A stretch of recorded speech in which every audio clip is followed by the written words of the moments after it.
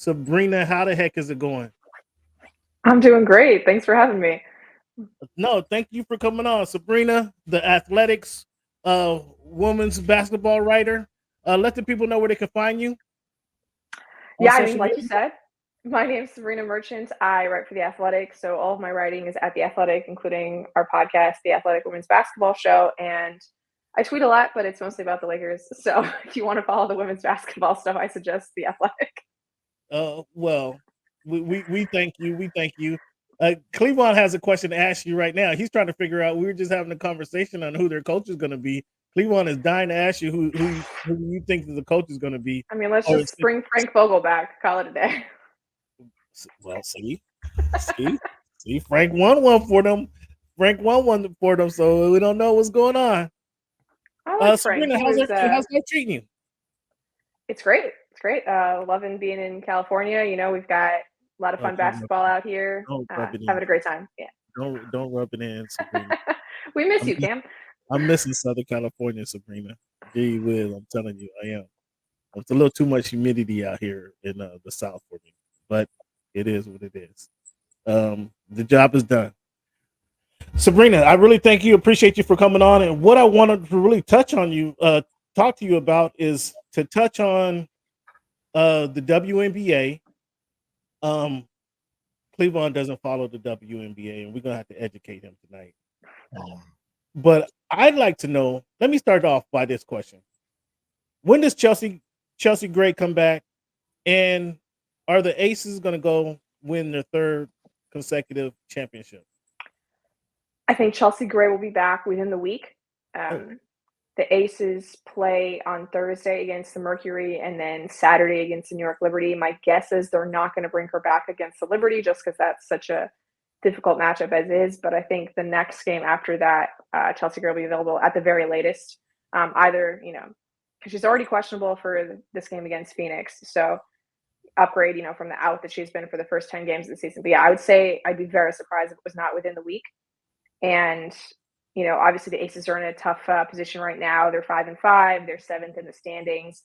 Not where you want to be, in terms of postseason standings. But we're very early in the season, only a quarter of the way through.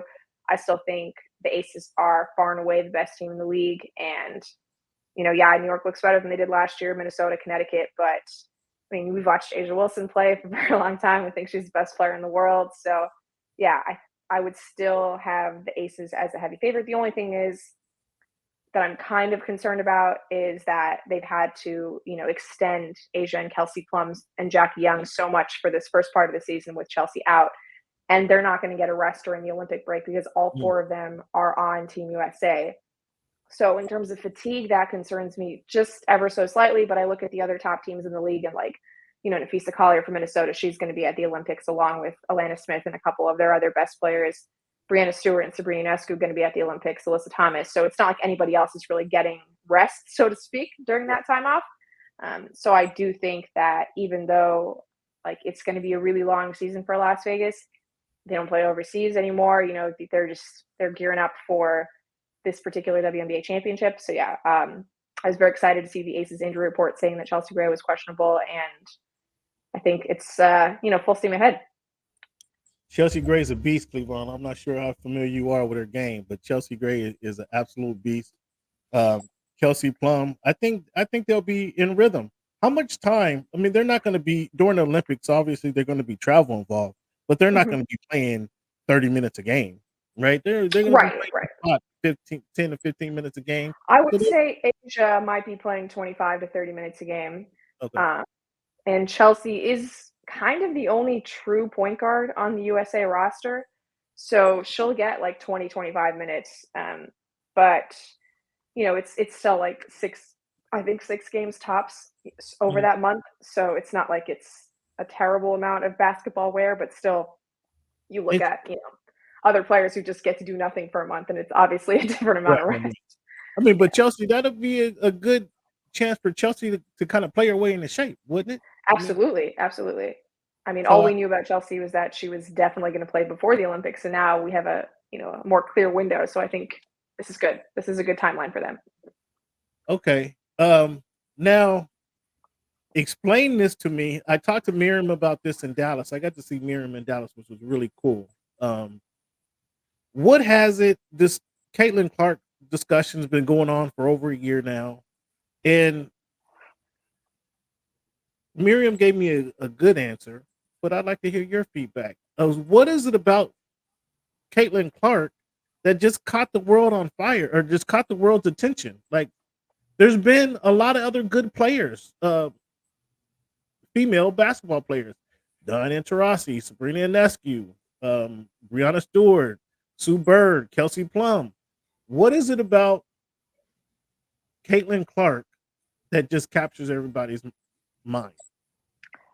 Yeah, I think it's a few things, right? It's interesting that you mentioned that you had this conversation in Dallas, because I think Caitlin Clark's national coming out party happened in Dallas last year during the Final Four. Like, I was covering the NCAA tournament, even the Sweet 16 and the Elite Eight. I'm in those games in Seattle, and it's not sold out crowds. Like, these are, again, NCAA tournament games. We're talking a right to play for the Final Four, and Right. 60% capacity in Seattle. Like, it was a good crowd, don't get me wrong, but it wasn't like what we've grown accustomed to when you think about Caitlin Clark and Iowa and the Indiana Fever. So I think, part of it is Iowa has this magical tournament run in 2023 where they bring back basically the same team from a year ago that had lost in the second round.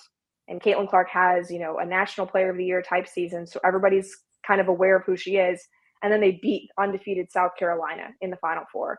And Caitlin Clark has this 40-point showing, coming off of the triple-double that she had in the previous game. And her stats start to come, Settle down. her stats start to, draw some national attention.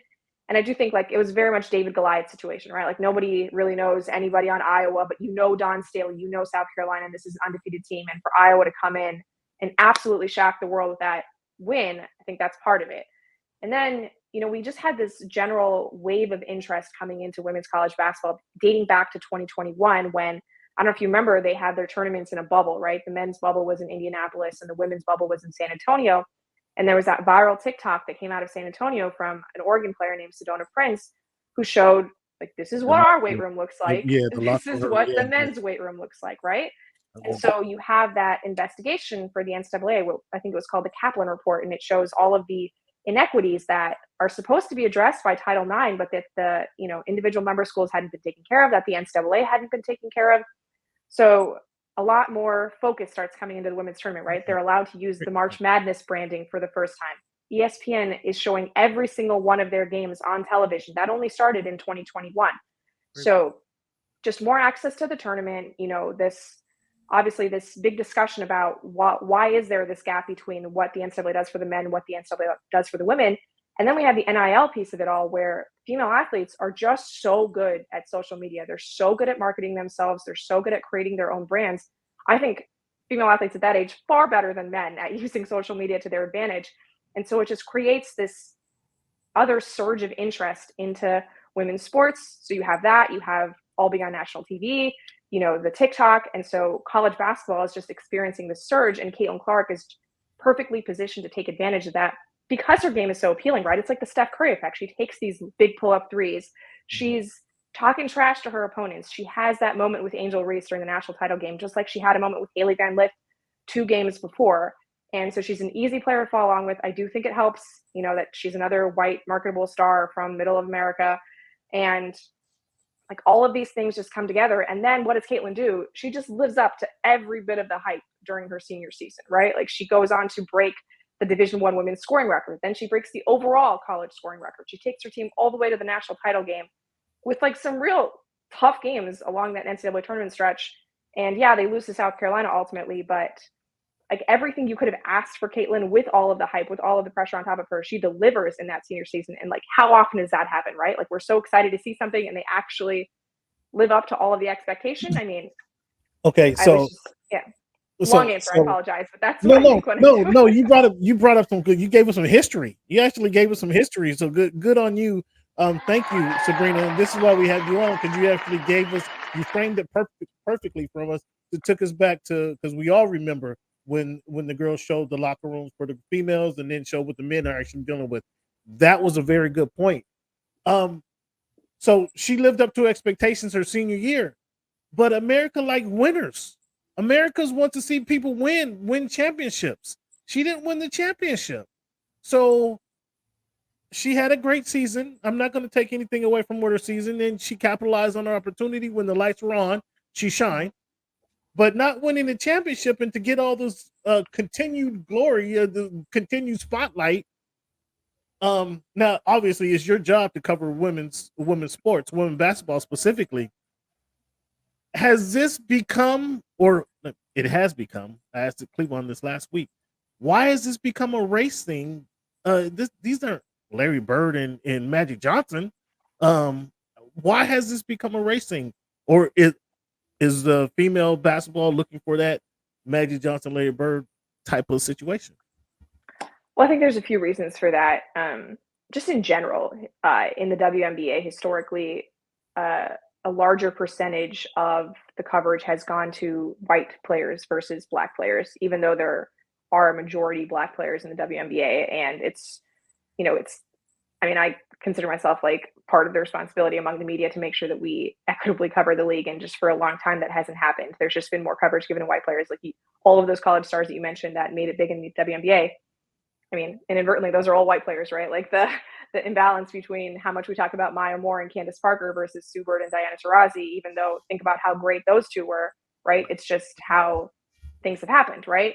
So, Caitlin, I think for her part, has done a really good job of making sure that she honors everybody who comes before her. Like she's mentioned Cheryl Swoop, she talked about Lynette Woodard when she broke her record in college basketball, and has tried to, dim the fire on all of these rivalries with Angel Reese and Kennedy Carter or Leah Boston or whoever else she happens to be pitted up against who happens to be a black athlete. And, I think we look back at that 2023 national title game when LSU played Iowa, and because of that big number that it got on television, right? Almost 10 million viewers during its peak. I think it was 12 million viewers during that peak in the 2023 national title game. Yeah. And you have that moment with Angel Reese and Caitlin Clark at the end of it. And the way that Caitlin Clark was treated versus the way Angel Reese was treated, even though, like you mentioned, Angel Reese won the title. And that was a dominating title performance by Angel Reese and LSU. Like, Angel Reese was called classless, and Keith Olbermann used words that I don't want to repeat on this podcast, and just brutally unfair the way she was targeted relative to Caitlin Clark when, as I mentioned before, Caitlin Clark talked the same kind of trash 2 games earlier, to Haley Van Lith when her team was up, and was equally disrespectful, I would say, to Raven Johnson during that game against South Carolina. Like, this is just the way high-level athletes behave, is that they're super competitive and they talk trash to one another during the heat of the game. And because, there was this moment of, oh my God, everybody's paying attention to women's basketball, there was, I think, this desire to turn it into, like you mentioned, a Bird Magic situation, because they met in the college championship game and they were both going to be going to the pros, and maybe they could take that rivalry to the pros. But unfortunately, because of the environment that we're in now, it turned into a white versus black and middle of America versus the coast, because Angel Reese is from Baltimore, and all of these other really unfortunate dichotomies that don't accurately describe, I think, just the way the basketball was played between Caitlin Clark and Angel Reese and, Iowa and LSU. And then you get into the WNBA and, she has that flagrant foul committed by Kennedy Carter, and it turns into a whole big hubbub that I still can't understand why it was such a big deal. I mean, First Take talked about it for 40 minutes without a commercial. Like, I can't imagine First Take talking about anything for 40 minutes without a commercial. But so you agree that situation, the toughness of the WNBA is being overplayed? Would you agree with that? I mean, I think the WNBA is overwhelmingly more physical than college basketball is. And because a majority of the athletes in the WNBA are black athletes, it is portrayed a certain way. But I don't think it's because they are black athletes that it's physical. I think it's because they are professionals and they are grown women that it is physical. Right. I agree with that. Cleveland, what you got for Sabreena? Sabreena, correct me if I'm wrong. I feel like Caitlin Clark is fighting a battle on 2 different fronts. I feel like she's fighting the battle of resentment and animosity from African-American women in the league, because they feel like she is getting all this attention and all of this endorsement and all of this accolade because she's Caucasian. Mm-hmm. So she's fighting that battle. But then I also feel like she's fighting the battle with the OGs like the Diana Taurasi's and the Brianna Stewarts, who I feel like when I hear them speak, they are infuriated that the Caitlin Clark resume adverse their resume is even a conversation because they feel their resume is so much more superior to anything that she's ever done. She's never won a national championship adverse all of the accomplishments that they've had. Mhm. And so that is an issue. However, I heard a stat that I found absolutely staggering is that last year the Indiana Fever were drawing 4,000 fans, and this year they're drawing 17,000. That's 3.5 times as many fans Mhm. that were drawing last year. So you can't say whether you agree with why the attention has come to the WNBA, whether it's fair or not. You can't deny the overall effect of it. So much so that they're even saying that like perhaps Caitlin Clark should have been on the Olympic team because it had so much, so many more eyes on the Olympics if she was there and the ratings and the sponsorship and this and that. But I feel like the league would have absolutely imploded if you put her on the team because of all the animosity from those two sides. Yeah. And so I feel like she's always in a no-win scenario. And I think that she's been particularly for an athlete that has gotten that much attention, pretty humble with regards to it and kind of tried to like downplay all of these other facets that are going on all like kind of at the same time. So, I mean, can you kind of speak to whether that is there's some truth to that, or like I feel like there's like there's no way to win this battle because it's being fought on so many different fronts, and there's no resolution that's going to appease all of the sides. And so, where does the league go from here with regards to kind of using her not using her, but kind of accentuating what it is that she brings to the game without having all this dissension and animosity from all these different other. Hold on, Sabreena. Yeah. Before you answer the question, just an update. It's a 3-point game. Boston is up on the Mavericks with 4 minutes 12 seconds to go. They're up by 3. It looks like Luka might have fouled out of this game though. With 4 minutes to go, down by 3. The Dallas Mavericks are. Cleveland, I want to ask you a question. Do you think Sabreena, I still want you to answer the question, but before Cleveland, do you think Sabreena deserved to be, not Sabreena, do you think Caitlin Clark deserved to be in the Olympics? From an athletic perspective, no. Would it have absolutely like catapulted the viewership of the Olympics? Absolutely. But again, what I was saying is that I think it would have caused so much animosity on those other two sides, the OGs and also the African American players, that I never thought that was a good idea to begin with. I mean, sure, maybe more people will watch, but I mean, the animosity would have just grown greater. I mean, you would have, Dennis Rodman throwing Scottie Pippen into the backstop, kind of what I think would be coming after that. If she actually got into it.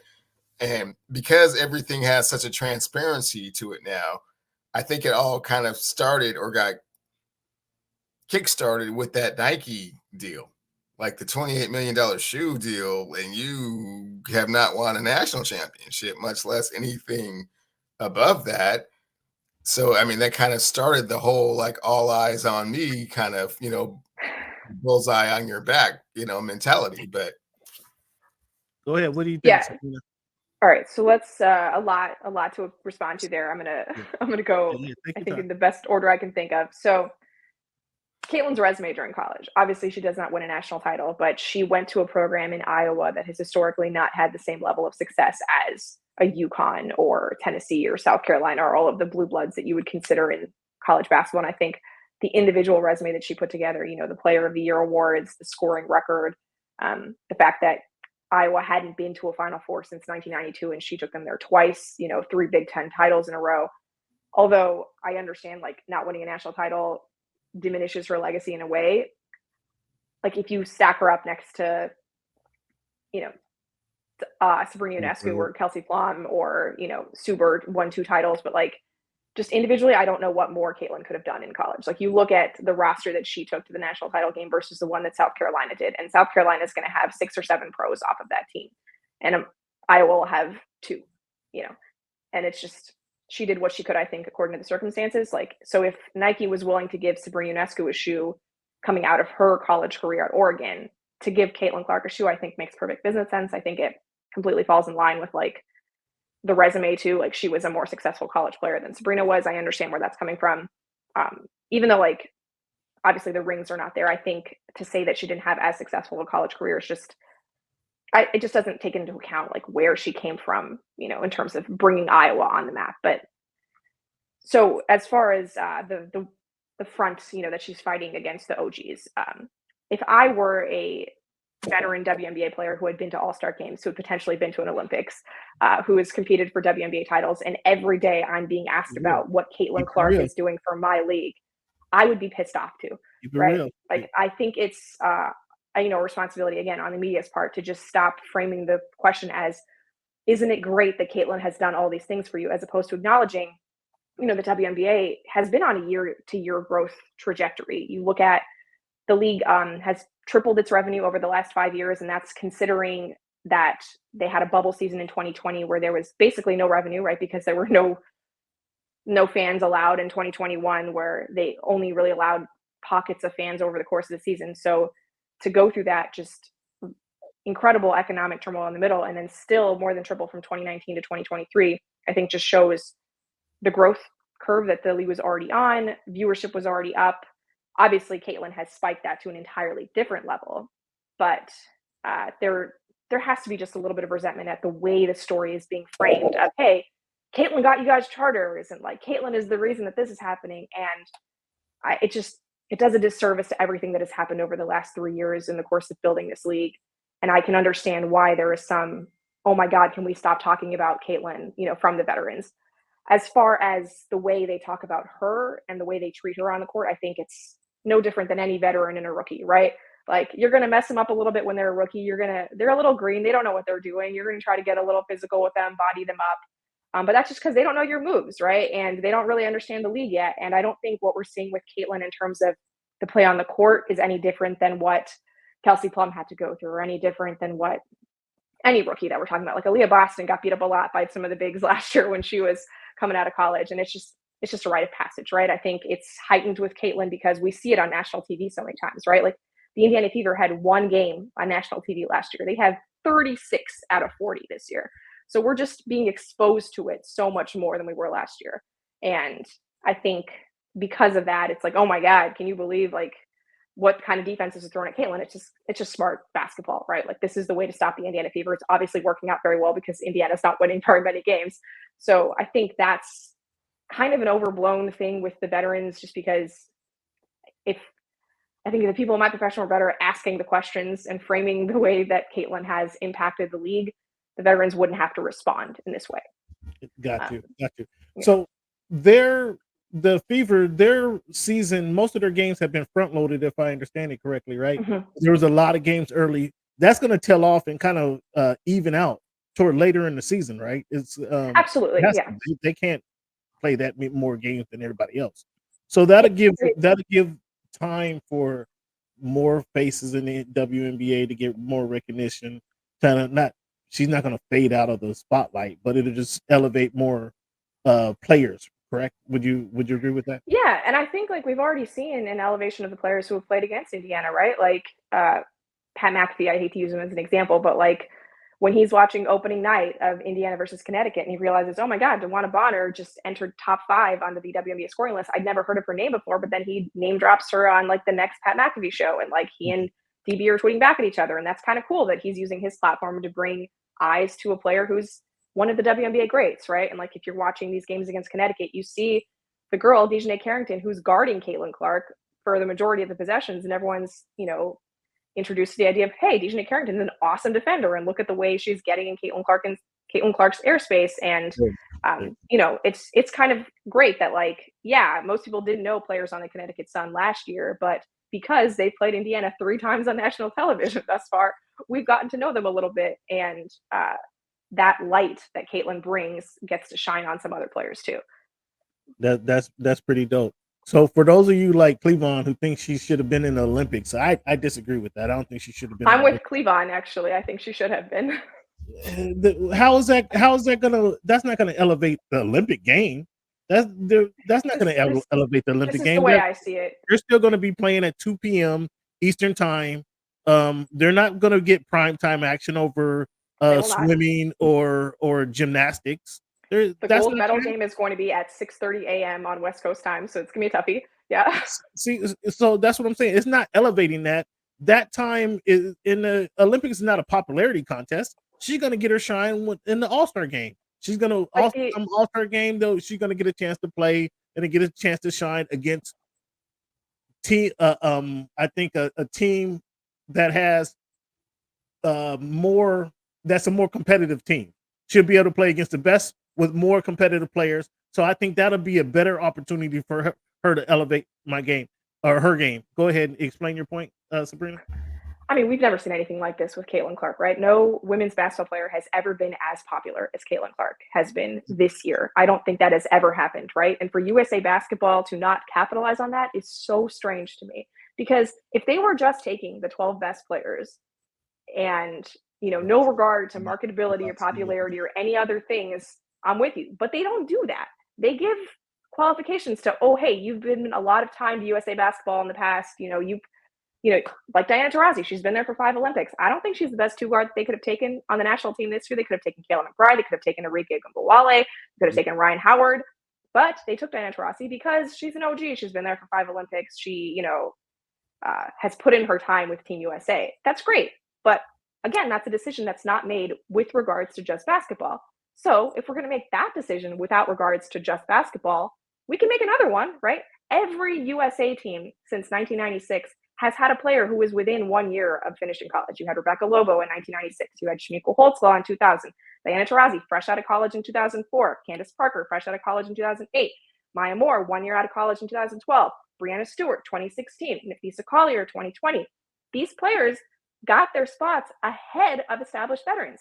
Candace Parker misses the team in 2016 because Stewie gets her spot. Neko Gumake, not selected on the team in 2021 because Nafisa Collier gets her spot. So these things happen. It's not like the USA never says, let's take a young player to, carry the culture on. But it didn't happen with Caitlin Clark because of all the other nonsense surrounding it. I think that's a little weird. Wow. Okay. So in Cleveland, in one point, she's getting a lot of backlash, but then she's getting from this isn't from the OGs. This is from the Olympic Federation. She said, no, stay in your place. That's how you and Sabreena see it, huh? Well, I mean, it's twofold, right, Cam? I mean, it's because the anger and the animosity is coming from so many different directions that it's easier just to say, she's not experienced enough, or it's not her time yet, and these other players have put in, the work and the dedication to, the program, to USA basketball, but. To be completely perfectly honest, they're not going to lose this, right? It's not even really going to be close. I can't remember exactly. last time. No. It's not going to be competitive. They're going to win every game by at least 20 points, probably. So she can get some garbage. Right. What you're saying? Yeah. Just like to build off of that, yeah. Just real quick, everybody's been pointing to the fact that, the international game is getting better and they're closing the gap with the USA. And look at what happened in the Olympic qualifiers. They only beat Belgium by 2 points. You know who was missing in that game against Belgium? Asia Wilson, Chelsea Gray. You have your real lineup out there. I think the USA is going to be just fine. And it's not like you need to play 12 players in a 40-minute game. You can use your 12th roster spot on the Christian Laettner for the dream team, right? This is a tried and true practice of USA basketball. So I think it's strange that they're saying, we've always prioritized basketball decisions. No, you haven't. You prioritize Nike athletes, people who the community likes. Yeah. And that's what's always happened. Sabreena, even if you put her on the team and she doesn't play a bunch of minutes, it's all this buildup. It's all this anticipation. It's just Did you hear what she said? The games are going to be on. The games are going to be on 6:30 a.m. The games are going to be on 6:30 a.m. Pacific Standard Time. That's not bringing more eyeballs to the game. That's But I not. think it would bring more media members to want to cover the team. And when you start covering Caitlin, you cover everybody else. That's just what happens. Like, I know Yeah. more about Iowa basketball, these randos who will never play professional basketball, than I do any other college team in the country Yeah. because of Fair. all the eyes that Caitlin brings, right? And I think that's part of it. Well, she'll be there when the Olympics are in LA here in 4 years. She's going to be a star. She's going to be a star, and then we're going to be looking for your coverage of everything, all women's hoop from now to then, Sabreena. Let the people know where they can find you, Sabreena. Yeah, so like I said, I'm at The Athletic. Just go to the WNBA tab or NCAA Women's Basketball if you want to see anything that I write. And if you feel like following me on Twitter, I'm at Sabreena. That's SABREENAJM. Sabreena, thank you so much for joining us. You're going to have to come back maybe after the Olympics, because we know who's going to dominate this. When we get WNBA playoff time, you can keep update everybody on the season and WNBA playoff. Do you want to say anything about the Sparks before we let you go? Anything about, give us a feeling about the Sparks and what you see from the rookies Oh on the man, Sparks? my Sparkles. I'm so excited about the Sparks. This is the first time I've been excited about the Sparks in maybe 4 years. They have two fantastic rookies in Cameron Brink and Rakia Jackson, who are going to be just this dynamite front court of the future. I saw some talk about Cameron Brink in the comments. She's been awesome to start her WNBA career. Just an incredible defensive force right off the bat. We're going to have to figure out the scoring package, but it's early. It's early. The fact that she's leading the league in blocks makes me very excited about her future. And, Kurt Miller's got the Sparks, I think, on the right track. So a lot of young talent in LA. It's a good time to get in and really feel like you can, be on the right, like, not the bandwagon for this team, but like part of the real fans of this team going forward, because you join at the low points and you get to really enjoy the high points. Yeah, that's a real deal. Sabreena, thank you again. Yeah, thank you. Sorry I monopolized the entire conversation. No, that's what we wanted. We wanted your feedback. We wanted your smarts, your wisdom. As I said, the foremost authority on women's sport. I say all of basketball, but you cover women's sports, so I'll limit to that right there. I'd rather have you on the show every week and talk NBA than this guy, Sabreena. Trust me. Trust me. Well, thank you, Cam. It's very nice meeting you, Cleavon. Nice meeting Thank you for your time, and we have to do this again, Sabreena. Appreciate your time. All right. Thank you for having me. Bye.